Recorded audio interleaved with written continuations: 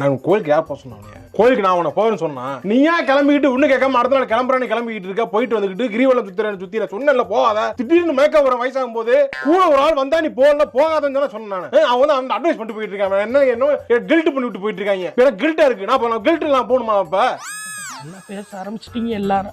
பேச ஆரம்பிச்சிட்டீங்கல்ல எல்லாரும் நல்லா பேச அது கிடையாது. வளர்ந்துட்டீங்க. இன்னைக்கு வந்து உங்களை எல்லாம் நாங்க கஷ்டப்பட்டு வளர்த்தது இந்த பிட்ட போடாத. கஷ்டப்பட்டு வளர்த்தோம். இதே பிட்ட நீ போட்டு எஸ்கா போயிட்டு எல்லா டைமும் நீ என்னம்மா என்ன பண்ணுது? ஒண்ணும் இல்லப்பா. எனக்கு பயமா இருக்கு. எனக்கு ஒண்ணு இல்ல. எனக்கு யாராவது கோயிலுக்கு போயிட்டு வந்து தலை வலிக்குது, கையே வலிக்குது, காலை வலிக்குதுன்னு சொல்லலாமா? ஐயோ வலிச்சா சொல்லித்தானே ஆகணும். இது என்னது இது?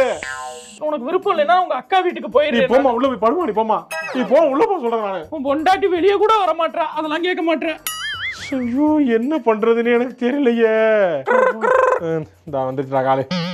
என்னடா அம்மாவை தனியா அனுப்புனியா? அது அம்மாவா போய்